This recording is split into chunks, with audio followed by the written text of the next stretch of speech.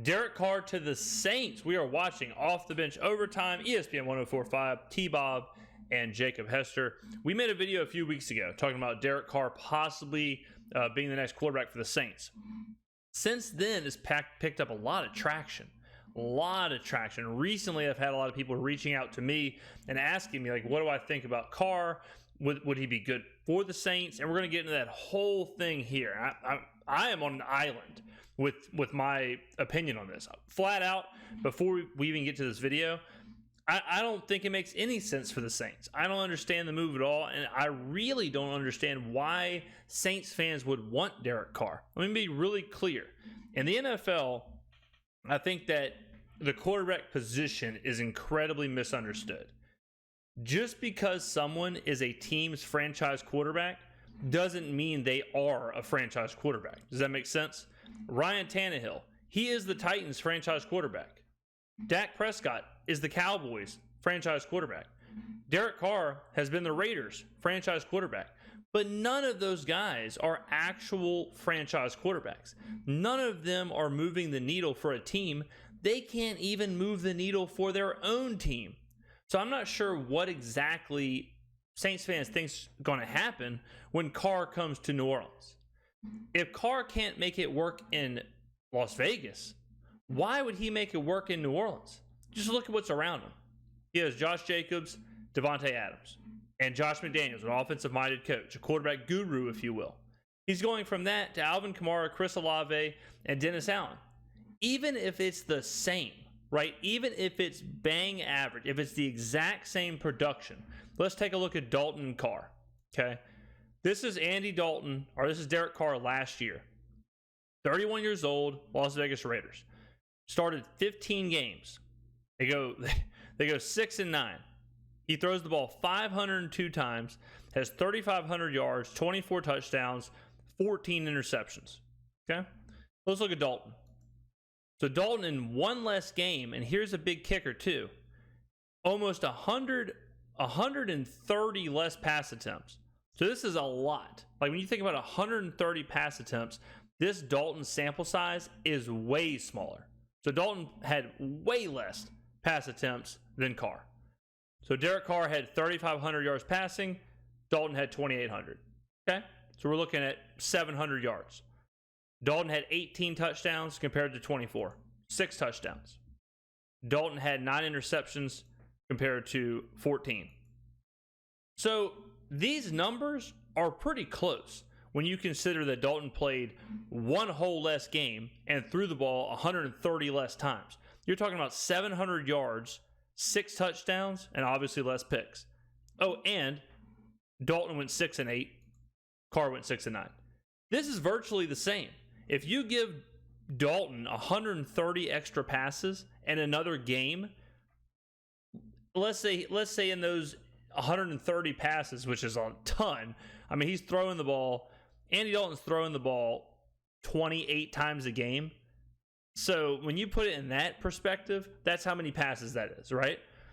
If you frame it like that, Carr and Dalton are pretty damn similar.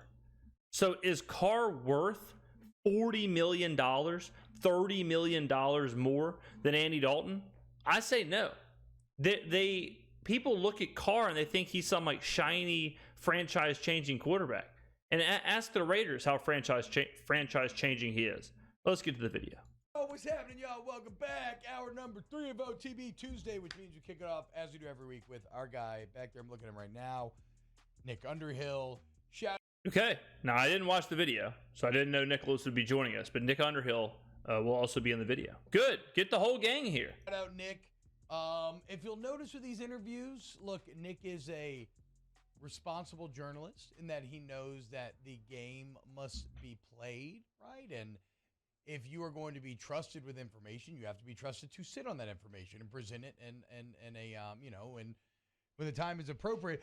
Last time we saw Nick, he was incredibly sunburned. I actually have a little more sun now. I mean, I got kind of roasty toasty myself. I was walking down the Riverwalk in New Orleans on Sunday, took a seat, listened to this guy playing the piano. Bald Piano is the guy's name. Or it was his name. I don't know what his actual name is. But I was sitting there for a while. Next thing I know, my forehead's itching a little bit. Your boy's got the sun. But that doesn't mean that he doesn't leave us breadcrumbs, right? And little trails for us to follow. And our guy basically told us what was coming down the pipeline last week with Sean Payton before it came. And lo and behold, sure enough, Sean Payton now introduced today as Denver Broncos head coach. Nick. Oh, so this is a while ago. This is before Nick went on the sun journey. Okay, so this is before. You haven't seen the previous video. Nick is sunburned AF at the Senior Bowl. So this is before that. How do you feel about Derek Carr? No, it doesn't help. Me and Jake, without even hearing what he's saying here, I think we both agree. Like, I don't think there is any juice. What is the Derek Carr juice?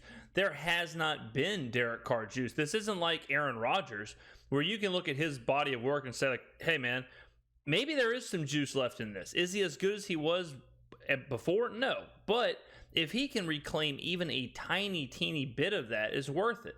A guy like Derek Carr, he hasn't had a ceiling. He hasn't had a top. He hasn't had anything. If you go back and take Derek Carr and you take any of his seasons and you say, this is what the Saints is getting at 31 years old, I don't think any of those results are worth a $30 or $40 million price tag. Okay. And okay. And the crazy thing is, though, as you point out, market forces dictate that if you want him, it's probably going to cost about $40 million. That's when I had to ludicrous. Put the computer down for a second. It is ludicrous. Because I like Derek Carr. Whew, Again, 40. you like him. You better love somebody for $40 million. But that's kind of what Nick points out, though. Is that the case anymore? Like, I mean, the market is that just kind of like. So I think that we're talking about the quarterback bubble now. We're talking about the quarterback market. I think the entire NFL has been mispricing quarterbacks, and I think we're going to see a pushback on that. I think up until right now, they've looked at players like Daniel Jones or Derek Carr or Dak Prescott or Kirk Cousins, and they've looked at those guys and said, he's our quarterback. We have to pay him whatever, 8 years, $130 million. We have to pay him $25, $30, $35 million. We have to do it. Right now, I think is the turning point, because I think there's such a difference between the Joe Burrows and the Patrick Mahomes, those guys, and the Daniel Jones and the Dak Prescotts and the Kirk Cousins and the Derek Carrs. There is such a gap that if you take one of those guys, in this example, Derek Carr, if you take Derek Carr and you sign him to $40 million a year, you are guaranteeing that your team will not win. You are paying $40 million a year to put a ceiling on your team. You want to know why the Bengals are winning right now? Because the Bengals have a quarterback on a rookie contract. When they have to pay Joe Burrow $50 million a year or whatever it ends up being, they're going to have to do some real moving and shaking. And they absolutely should pay Joe Burrow. But do you think that you should take the same risk and you should put yourself behind the 8 ball and pay a quarterback like Derek Carr that kind of money? The answer is absolutely not. Let me make this real clear, because people in the comments of previous videos have been confused on this. You need two things in the NFL to win, consistently win.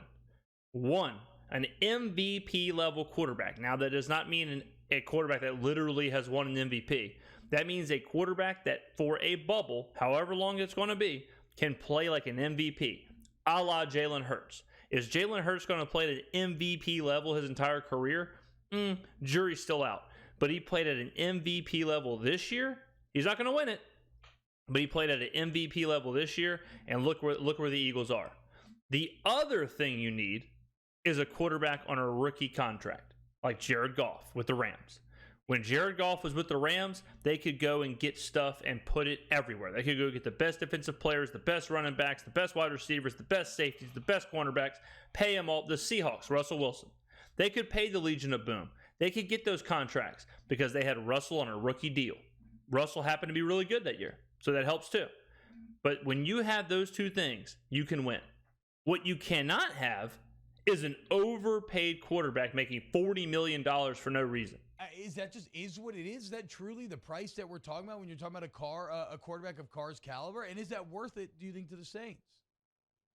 I mean, it is what the market dictates. These kind of, average type quarterbacks do cost 40 million. I mean, Oh my Kirk God. Cousins deal is going to expire. He's 35 million. Dak Prescott is 40 million. I mean, that's just kind of where you have to exist to get these guys. You don't. Like, that's where the bubble's going to burst. Is that a team is eventually going to say, we're not doing that. We will happily take a year of Andy Dalton, 2 years of Andy Dalton, and that production, and just rotate those players on smaller contracts. They'll do that before they continually pay the Prescotts and the Cousins and the Jones and the whoever. It just doesn't add up. It doesn't make any sense why a team would do that.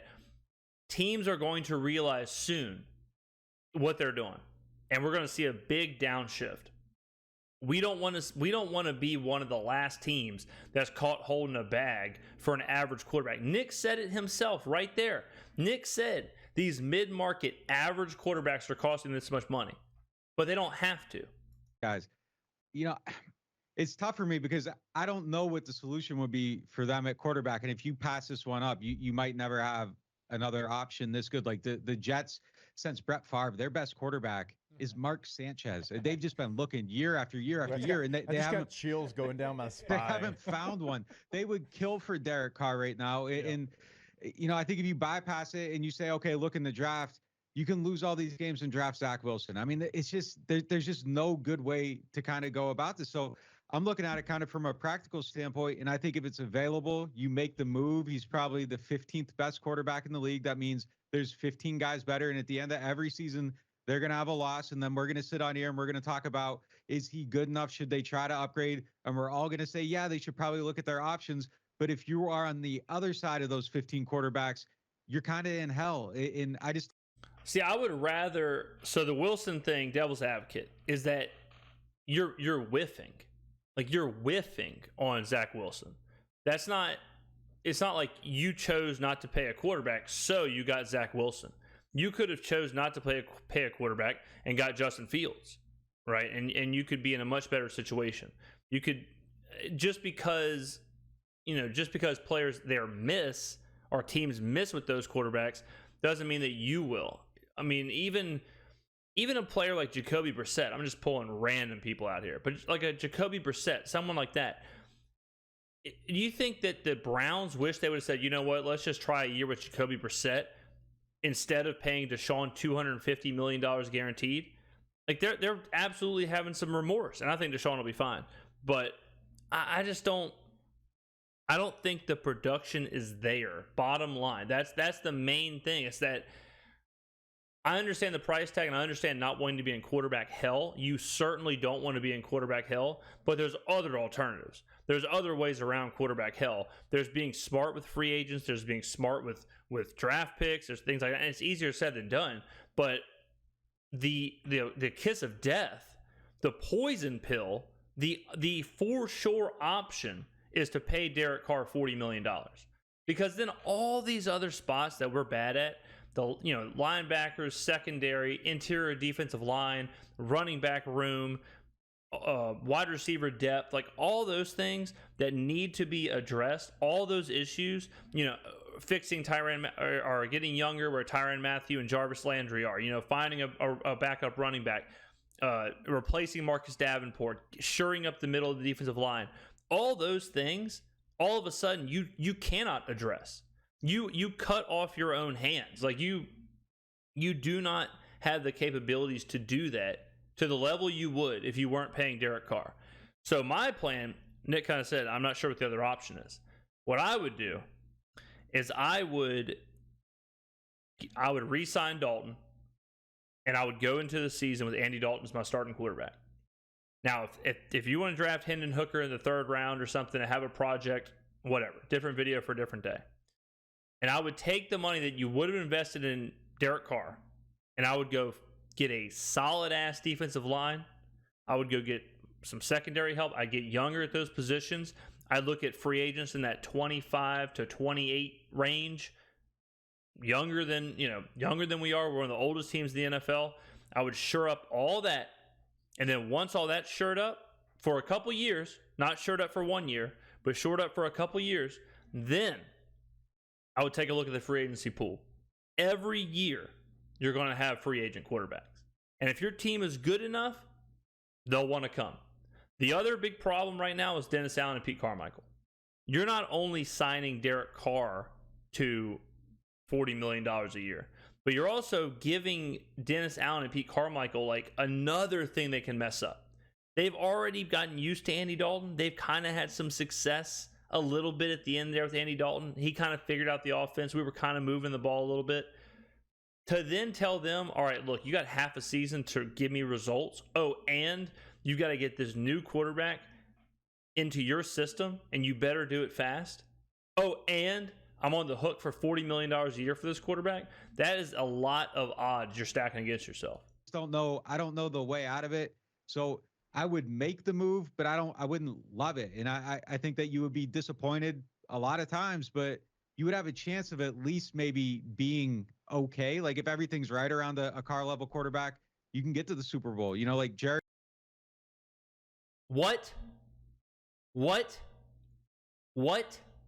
You can get to the Super Bowl? Derek Carr hasn't won a playoff game. Why would...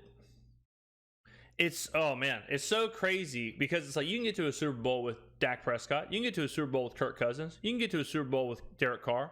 You can get to a Super Bowl with those guys. You know what the common denominator is with those guys? None of them have got to a Super Bowl. It's insane to be like, this batch of super average guys can get you to a Super Bowl when not one of them has even sniffed a Super Bowl. Jared Goff got there. Jimmy on a rookie contract. Garoppolo was a deep pass to Emmanuel Sanders away from winning one. I mean, that's a lot of it. What was he paid? Common denominator there. Common denominator with those is that they weren't on giant-ass contracts.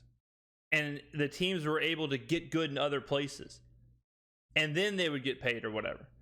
But he just laid it out. He just laid it out. The teams that don't do nothing, the teams that are just mediocre, that are the 15th best team or the 10th best team or the 9th best team or a one playoff game and out teams, they all have the exact same problem. And that is they overpaid for an average quarterback. But like, I don't see any scenario where you can get there with Andy Dalton. Like, I just don't. I think last year was kind of the ceiling on what that can be. So you can kind of go back. I agree with that. You aren't going to go to the Super Bowl with Andy Dalton. But Andy Dalton will be the bridge for the quarterback that can either get you to a Super Bowl or potentially could get you to a Super Bowl. Either that quarterback or in the draft or free agency or whatever. We aren't a quarterback away. That's the other thing. We aren't a quarterback away from going to the Super Bowl. We might be a quarterback away from winning 10 games, but we're not a quarterback away from going to the Super Bowl. We're a bad team. We're a bad team in a lot of different areas. We're not just bad under center. Andy was one of the better players last year. We're bad in a lot of other spots. So unless Andy can coach, play in the secondary, play defensive tackle, play quarterback, be our backup running back, catch his own passes, unless he can do all that stuff, I don't think replacing Andy's going to do very much. Back into that pond and, hope for something else to emerge. I just don't know what's going to emerge. And by the time it emerges, like, have you wasted Chris Olave's whole career? You put all this draft capital in him. Like, does he ever have a good quarterback to throw him the ball? Derek Carr can get the ball down. It's not a good point. Wasted his whole career. He had a good year. What do you mean wasted his whole career? He had a good year. You know who got wasted? Devontae Adams. You want to know why? Because Devontae Adams wanted to go win. Devontae Adams is the one that got wasted. And who was his quarterback? Derek Carr. Chris Olave did. It's like they're talking about like a dream or something. Chris Olave didn't get wasted. He arguably should be a finalist for Rookie of the Year. And that's with 4 games with Jameis, the rest with Dalton, Pete Carmichael. Like, it ain't Dalton. Maybe Carmichael, maybe Allen, maybe some other issues. But it's just crazy to be like, Derek Carr will fix him. Derek Carr will fix him. If we get Derek Carr, we will salvage Chris Olave's career and have a shot to go to the Super Bowl. Guys, we're 7-9. We're 7-10. Okay? I mean, I feel like I'm reading NFL Twitter with some of this. On the field, he has a good arm. I kind of hate how he operates in the pocket. It's maddening. Like sometimes He's you see him climb and ass. get out and extend plays and do the things he's supposed to do. Other times you see him stand back there and he has like happy feet. And he makes these crazy like panic decisions. So, I mean, it would probably be frustrating to watch him a lot of weeks. Yeah, you know it'd be frustrating? I'll show you right here. This will be frustrating. 6 and 9, 10 and 7, 8 and 8, 7 and 9, 4 and 12, 6 and 9, 7 and 9, 3 and 13, 12 and 3 would be cool. This shit right here is maddening. This is miserable. Is this what you want, New Orleans? Is this what you want right here? I mean, this is not like, this isn't what you want to pay $40 million for. Weeks, but then some weeks he's going to win you a game. And, you know, I don't know. I can't sit here and like make a case for him. I can make a case against bypassing it, and like it scares me. The other side of that, like quarterback hell, is a very, very scary place.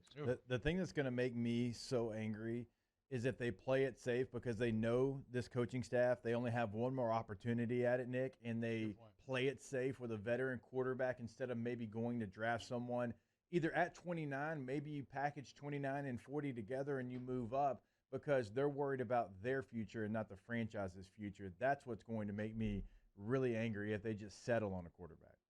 See, I think it'll be the opposite. I think that because Allen and Carmichael know their job's on the line, they're not going to want to develop a quarterback, but they will overpay. They won't settle. They'll overpay, because who gives a shit what the books look like in 5 years or 2 years if they're gone, right? So they're more willing to spend and make a bad deal on a Derek Carr as like a Hail Mary to go and save their asses. That's my fear. My fear is that Dennis Allen, the last thing he does before they fire him and Carmichael is scratch a $40 million a year check to Derek Carr to go win 6 games. The one thing I would say to that is that I think like Loomis and Ireland probably kind of have carte blanche a little bit, and I don't think they're going anywhere. Like Mickey Loomis is he's never getting fired. Like I don't see any scenario where that ever happens. I don't think that he would make a short-term decision to save DA, because I just don't think he has that kind of pressure on him like other general managers. And, you know, I think Ireland's in there until he finds another job. I'm still kind of like waiting, like maybe post-draft, like, I don't know.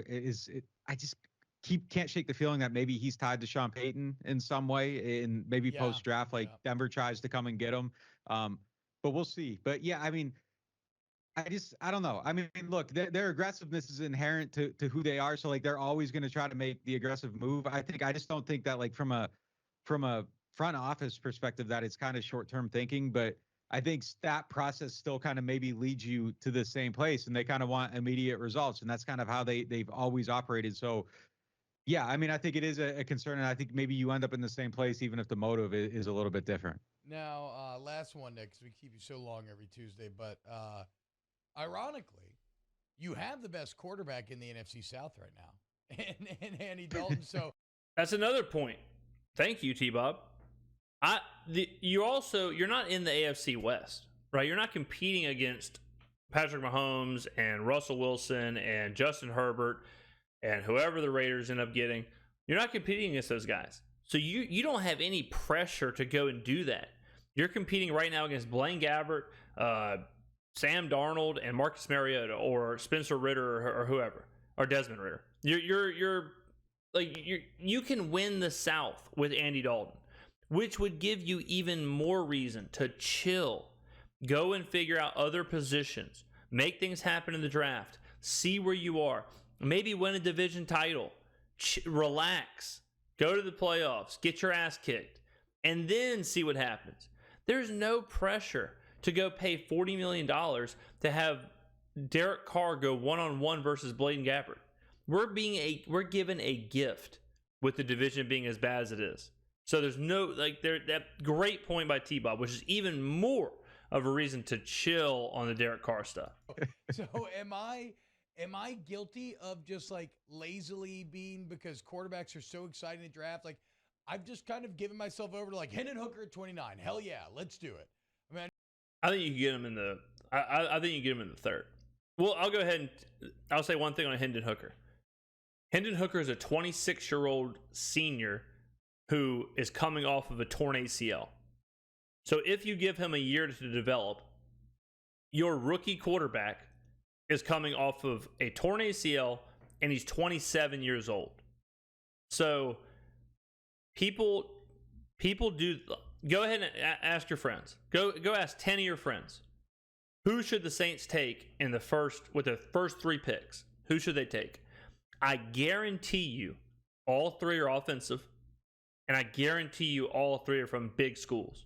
They're all from Alabama, Tennessee, Clemson, Georgia, Texas, USC. They're all from those schools. And that's just not how football works. All these people are playing Madden. They want quarterbacks. They want wide receivers. They want running backs. They'll reach to get them. They want Bama. They want Georgia. He was good in college. He's got to be good in the pros. Not how it works. Not how it works at all. So just because Hendon Hooker is a quarterback that played at Tennessee that was good for a little bit doesn't mean the Saints, A, need to draft him. And certainly doesn't mean, B, they have to reach and draft him in the first round.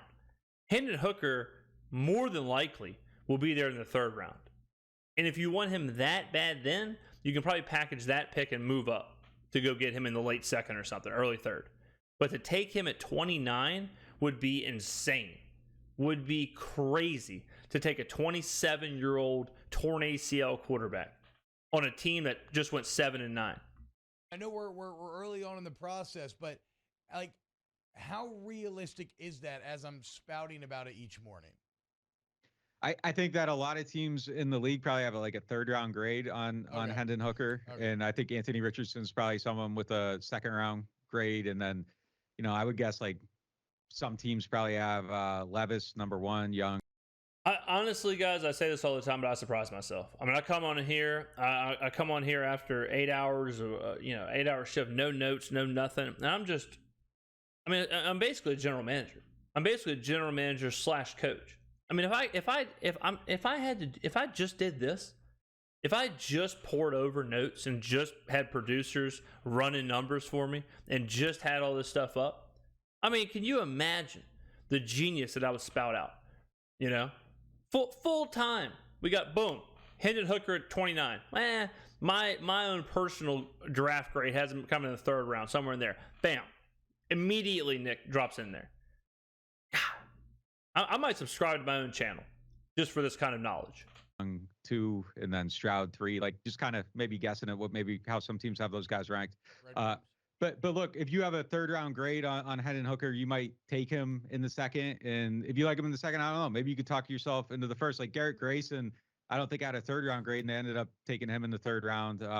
So that's just kind of one of those positions where you gotta maybe end up over drafting people. And if you strike out in free agency, your motivation to do that is a little bit higher. But I don't think that's necessarily I don't think they're looking at Hendon Hooker with a 1st round grade.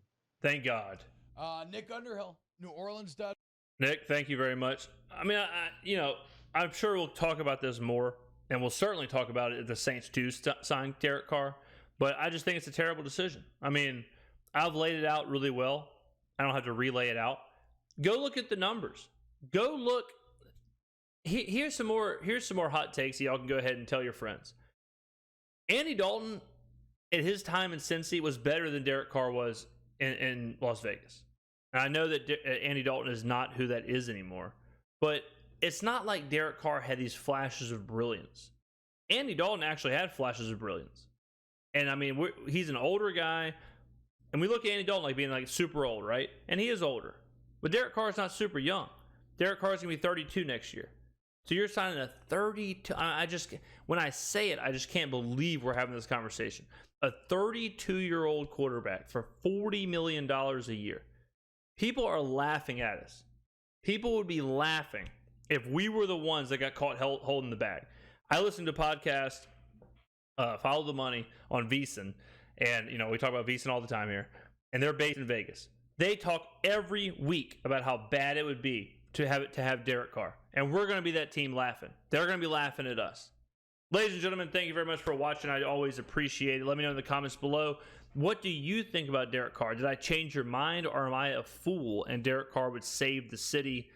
We will talk again in the next video.